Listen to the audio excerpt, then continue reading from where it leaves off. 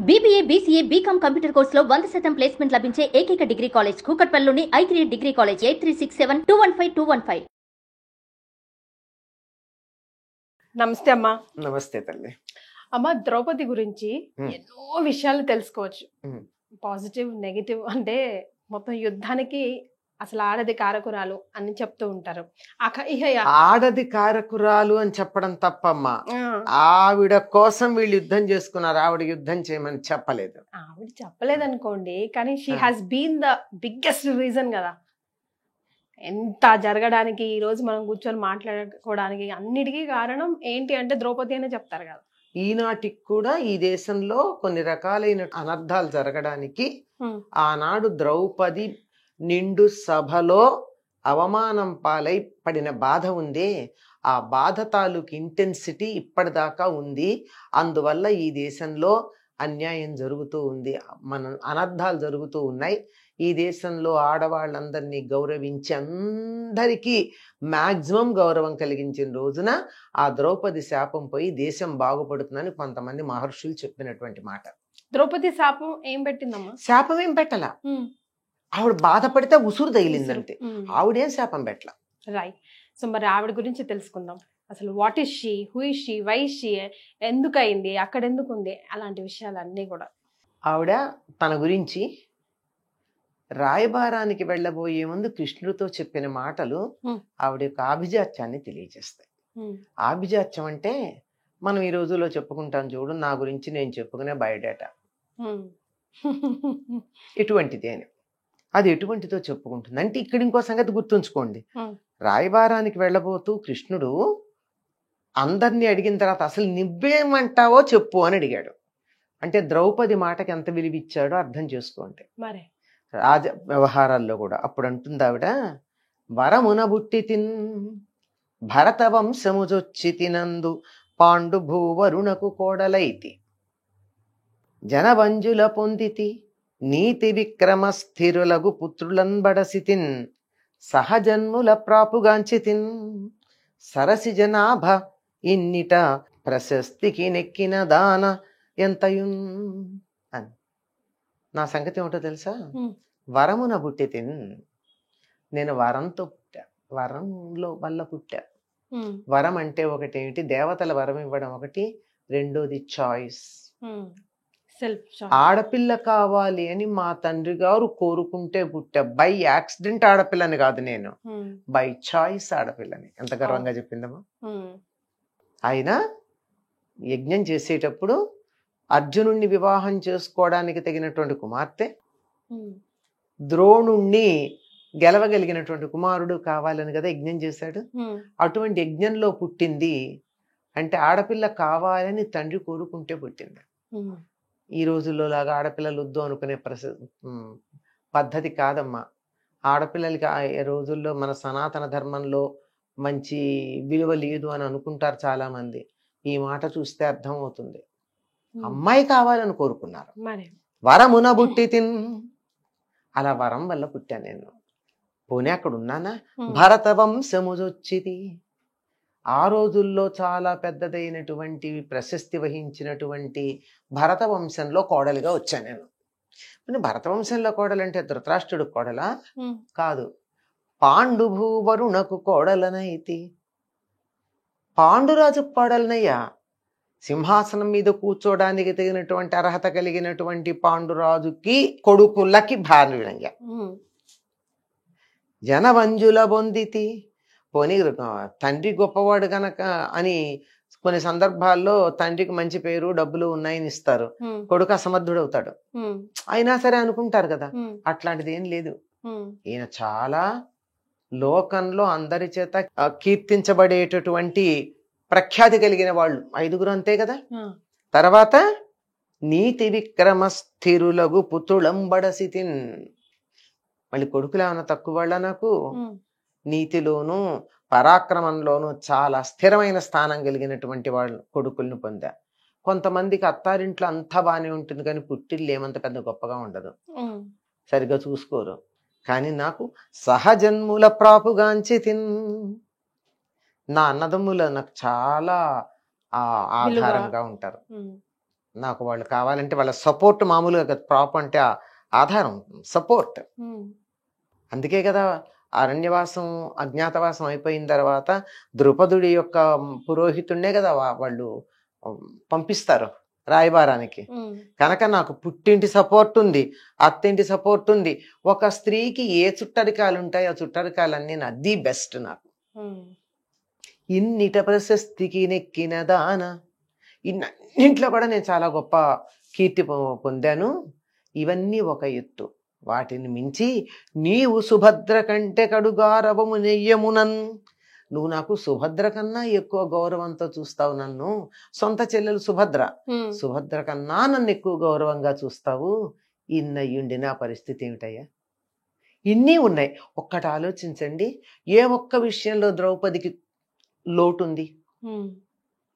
భర్త, అన్నింటిలో ప్రతిదీ ది బెస్ట్ రిలేషన్షిప్స్ ఉన్నాయి. ఉండి కూడా ఎలా అయిపోయింది నా పరిస్థితి అంటుంది. ఈవిడ అందం చూసి ఈవిడ అలా అగ్నికుండంలోంచి ఆవిర్భవించాక చాలా అందంగా ఉంది. నల్ల కలువ రేకుల లాంటి శరీర కాంతి కలిగింది ఈవిడ. శ్యామ అంటారు.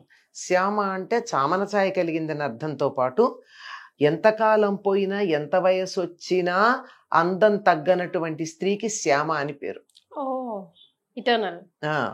అటువంటి అందగత్తె పంచకన్యల్లో ఒకతే, అగ్నితత్వంతో అవతరించినటువంటిది.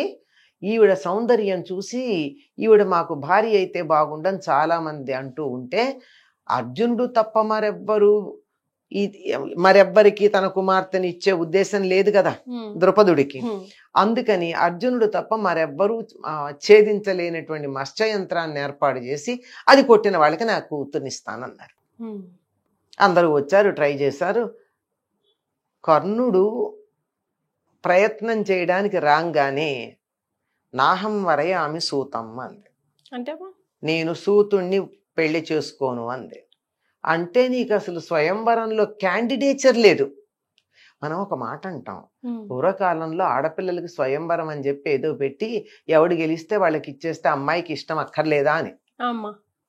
అసలు అమ్మాయికి ఇష్టం ఉన్న వాళ్ళే అక్కడ క్యాండిడేట్స్ గా వస్తారు, లేకపోతే క్యాండిడేచరే లేదు.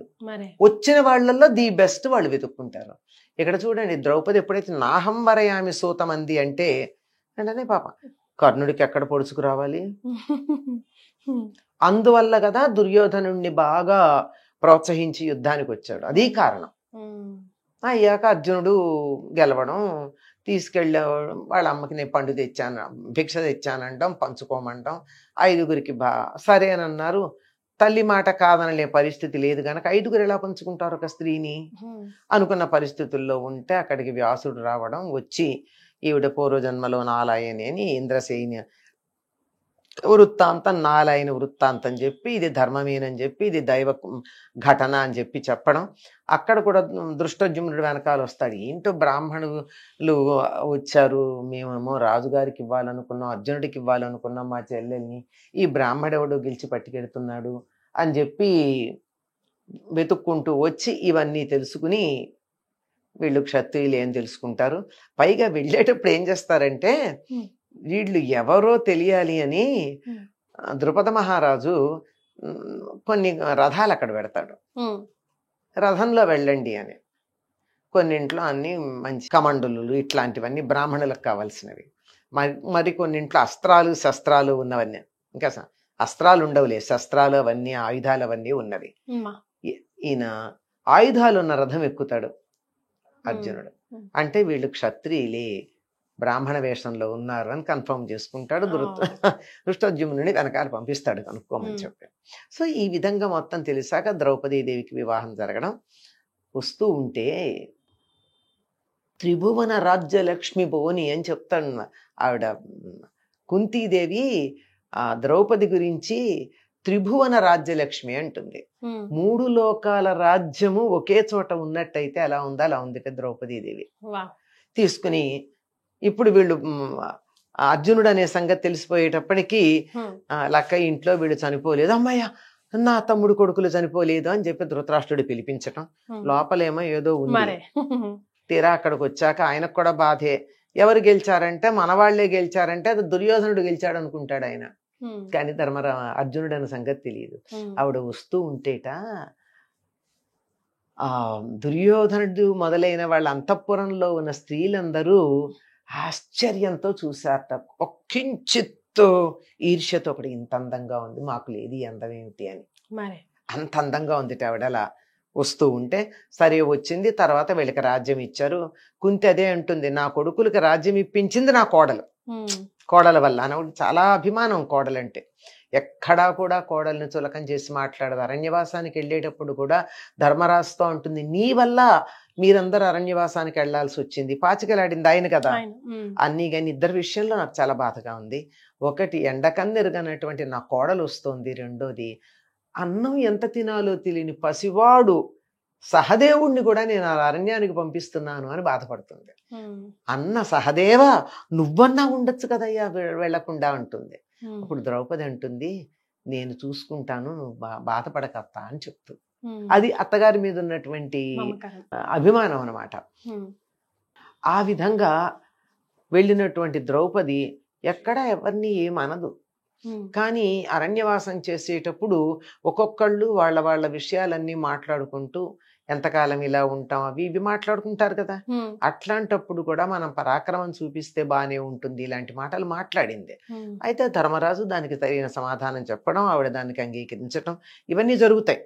అంటే ఎంత రాజనీతి ఉన్నదో చూడండి. మనకి భారతంలో గనక చూసినట్టయితే కృష్ణుడు, ధర్మరాజు, ద్రౌపది వీళ్ళందరిది కూడా, భీష్ముడు, వీళ్ళంతా రాజనీతిలో చాలా అత్యున్నత స్థాయిలో దరిదాపుల్లో సమానంగా ఉన్నవాళ్ళు.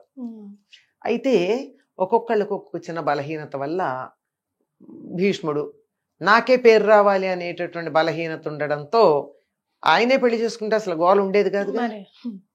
అమ్మో నా పేరు పోతుంది అనుకుని పంతం పట్టాడు. పట్టు విడుపు ఉండాలి, విడుపు లేని పట్టున్నది గనక అతడు నాయకుడు కాలేకపోయాడు. స్వార్థంతో ఉన్నాడు కనుక ధృతరాష్ట్రుడు కాలేకపోయాడు. ధర్మరాజు నాయకుడయ్యాడు భారత కథలో. ఎందుకయ్యాడంటే రాజనీతి తెలియడమే కాదు, దాన్ని అమలుపరచడం తెలుసు. ద్రౌపది కూడా అంతగానో అతడికి సహకరించింది. ఏ విషయంలోనూ తక్కువేం లేదు. అంత రాజనీతి తెలిసినటువంటిదే. ఇవన్నీ చివరికి అరణ్యవాసం అయింది. అజ్ఞాతవాసానికి బయలుదేరారు. అసలు అజ్ఞాతవాసంలో ద్రౌపది యొక్క ప్రవర్తన అయితే మనం అసలు చెప్పలేం, అంత అద్భుతంగా ఉంటుంది. ఆవిడ అక్కడ బయలుదేరి వెడుతూ ఉంటేనే ఆ విరాట నగరంలో ఉన్నటువంటి ఆడవాళ్ళు చూసి, ఎవరబ్బా ఈవిడ, రోహిణి, శచీదేవ, ఏ దేవకాంత, అప్సరసులు కూడా అనలా, ఏ దేవకాంత ఎవరై ఉండాలి అని చెప్పి వచ్చారట. చూస్తూ ఒక ఆవిడ ఒక కంటికి కాటికి పెట్టుకుని రెండో కంటికి కూడా పెట్టుకోలేదు. ఆవిడ అందరం చూస్తూ అలా ఆగిపోయింది. అట్లా అలంకారాలు కూడా చేసుకోకుండా ఉన్నారు. ఈ సంగతి తెలిసి సుదేష్ణాదేవి పిలిపించి, ఎట్లయినా భర్త తమ్ముడు అనలేక భర్త ఎట్లయినా అందగత్తెల్ని చూస్తే బాగుండదు అని చెప్పి తన అంతఃపురంలో పెట్టుకుంటే క్షేమం అనుకుంటే అక్కడికి వెళ్ళి చెప్తుంది. ఈవిడ కండిషన్స్ పెడుతుంది ఆవిడికి. నేను నీచమైన పనులు చెయ్యను, నన్ను ద్రౌపదీదేవి తనతో సమానంగా చూసేది, ద్రౌపదికి అలంకారాలు చేసేదాన్ని నేను సైరంధ్రిని, నా పేరు మాలిని, నన్ను ద్రౌపదిని చూసినంత మర్యాదగా చూస్తే ఉంటాను అన్ని కండిషన్స్ పెట్టి చేరింది. 1 సంవత్సరమే ఉంటాను, మళ్ళీ ఆ తర్వాత ఉండను. పాపం ఆవిడ ఒప్పుకుంది సుదేష్ణాదేవి. కానీ సంవత్సరంలో ఇంకా కొద్ది రోజులు ఉన్నాయనగా బయటికి ఎక్కడికో వెళ్ళిన అన్నగారు తమ్ముడు కీచకుడు రావడం, ఈవిడిని చూడడం, ఈవిడ నాకు కావాలండం, చెబుతుంది, నా తమ్ముడు అంతఃపురానికి నువ్వు మదిర వారుని తీసుకుని వెళ్ళు అని. నీకు చెప్పానుగా నీచమైన పనులు చేయనని, ఎందుకు చెప్తున్నావు అని అడుగుతుంది.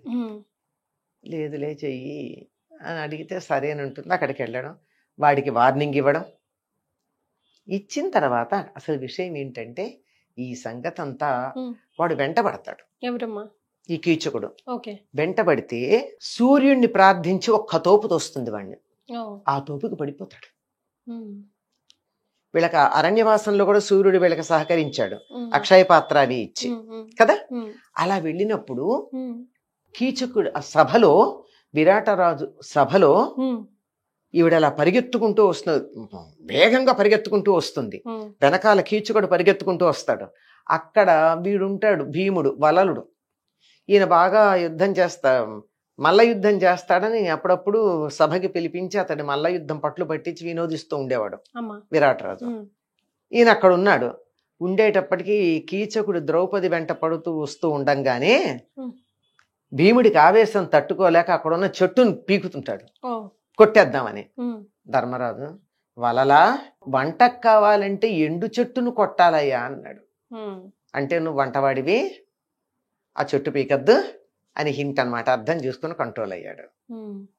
అని ఏమిటట్లా పరిగెత్తుకొస్తున్నావు ఒక నట్టూరాల్లాగా అన్నాడు. అవును, నేను నట్టూరాలనే. ఎందుకంటే నా భర్తల 5గురిలో ఒకడేమో చక్కగా జోదగాడు, ఇంకొకడేమో తిండిపోతూ, మూడో వాడేమో పేడివాడు. మరి అట్లాంటి భర్తలు ఉంటే నేను ఇలా కాక ఎలా ఉంటానంది. సభలో అందరూ వింటూ ఉండగా ఈయన కొద్దిగా కదిలేటప్పటికి ఆయన ఇలా ఒక పాచికేసి ఇట్లా కొడితే ధర్మరాజు రక్తం వస్తుంది. వెంటనే ద్రౌపది వెళ్ళి తన కొంగుతో తుడుస్తుంది. అదేమిటి, ఒక పరాయి స్త్రీ వచ్చి ఇంకొక రక్తం అట్లా తొడవడం తప్పు కదా. మళ్ళీ వెంటనే సమర్థించుకుంటుంది. ధర్మాత్ముల యొక్క రక్తం నేల మీద పడితే ఈ రాజ్యం నశిస్తుంది, ఈ రాజ్యక్షేమం కోసం చేశానంటుంది. అప్పుడు ఈ వలరుడు అన్నాడు కదా, గుర్తుపట్టుకుంటుంది. తను రక్షించేవాడు వలరుడు అనుకుంటుంది, వెడుతుంది. భీముడికి చెప్పడం, రహస్యంగా కీచకవధ చేయడం, అదంతా అయిపోతాయి. ఇంతగా తన స్వాభిమానాన్ని వదులుకోనటువంటి స్త్రీ అవసరమైతే భర్తని జాడించగలదండి. మామూలుది కాదు. అంతకాలం 12 ఏళ్ళు అరణ్యవాసం చేశారు. 1 సంవత్సరం అజ్ఞాతవాసం చేసినప్పుడు ఒక్క రోజునన్నా వీళ్ల వల్ల నేను ఇబ్బంది పడుతున్నాను అని అన్నదా? అనలా. అభిమానం దెబ్బతిని సభలో మాట్లాడితే ఉన్నమాట చెప్పింది. అంతకు ముందే కీచకుడితో చెప్తుంది, దుర్వారోజ్యమ బాహు విక్రమ స్వరత్ గర్వ అంటూ ఒక పెద్ద పద్యం చెప్తుందండి. నా భర్తలు ఎవరు అనుకుంటున్నా, గంధర్వులు 5గురు తలుచుకుంటే నిన్ను తెల్లారేటప్పటికి పిప్పి పిప్పి చేస్తారు, పిచ్చి వేషాలు ఏకని చెప్తుంది. వాడు వినడు. గంధర్వులు 5గురు అని చెప్పింది కదా, తర్వాత వాడిని చంపితే గంధర్వులే అని చెప్పేసి ఇంకా చెప్పడానికి వీళ్ళు భీముడు చంపేస్తే. ఎక్కడ ఏ విధమైనటువంటి లోటు లేదమ్మా. అంతటిది ద్రౌపది ఇన్ని కష్టాలు తర్వాత అంటుంది, ఇంతో చిచ్చొడిగట్టినట్టు భరించాని అవమానాలన్నీ అంటుంది. నిప్పు కొంగులో మూట కట్టుకున్నట్టు భరిస్తున్నాను ఈ బాధనంటుంది. ఎంత కష్టం అమ్మ. ఆ మూట విప్పడానికి లేదు, పడేయడానికి లేదు, అది కాలుస్తూ ఉంటుంది. అంత బాధగా ఉందని చెప్తూ ఇంకా అక్కడి నుంచి తన గురించి ఇంకా ఏం చెప్తుందంటే, అయ్యాక ఇవన్నీ చెప్పి అంతపడ్డాం, అప్పుడు ఏదో చేశారు, అప్పుడు ఇట్లా చేశారు, అన్నీ భరించాను, అన్నీ బాగానే ఉన్నాయి, కానీ చాలా చివరికి అంటుంది కోపంతో, క్రోధం ద్రౌపది బంధురంబైన క్రొమ్ముడి గ్రమ్మున విచ్చి వెంట్రుకల్ తా వలచేత పూని అసితచ్చ విపల్చు మహాభుజంగమోయనన్. ఎట్లా ఉన్నాయో అట్లు మూడిలా విప్పిందిట జుట్టు. విప్పి జుట్టు ఇట్లా పట్టిందిట. నల్లగా ఉన్నటువంటి పొడుగాటు జుట్టు తీసి నల్లని తాచుపాములాగా ఉన్నది ఆ జుట్టు. ఉన్నదాన్ని తీసి మనంబున పొంగు విషాద రోషముల్ కావగలేక బాష్పములు గ్రమ్మగా దిగ్గన లేచింది. ఒళ్ళు మండిపోయిన జుట్టు ఇట్లా చూపించింది. చూడేది ఈ జుట్టు చూస్తే తెలియటల్లా నీకు ఏమిటి అసలు? ఆ కోపంతో కూర్చున్నది కాస్త లేచింది తట్టుకోలేక. లేచి ఉంటుంది, ఈ వెంట్రుకలు బట్టి ఇచ్చిన ఆ చేయి తొలుతగా పోరిలో దుస్ససేను తను వింతలింతలు తునేలై చెదరి రూపరియున్నగని ఉడుకారుగాక. నా కోపం ఎప్పుడు పోతుంది? ఈ జుట్టు పట్టుకుని ఈడ్చుకొచ్చాడేవాడు దుశ్శాసనుడు, వాడి చెయ్యి ముక్కలు ముక్కలు చేస్తే గాని నాకు కడుపులో ఉన్నటువంటి మంట తగ్గదు. ఈ జుట్టు అయ్యా నిన్న మొన్న అవబృధ స్నానం చేసి, ఇంకా అంటే వాళ్ళు రాజసూయం చేశారు కదా, అవబృధ స్నానం చేసి తడిగా ఉంది, ఆరను కూడా అట్లా తడిగా ఉంది, జుట్టు చూడు ఎంత ఉంది, ఇంత జుట్టని చూపిస్తుంది అనమాట. అని అలపలపను పడు నట్టి చిచ్చే ఇది ఊరుకురికే పోతుందా ఈ నిప్పు? అక్కడ మాటలు అంటుంది. ఇది ఇందుకోసం ఇది చెప్పుకుంటాం.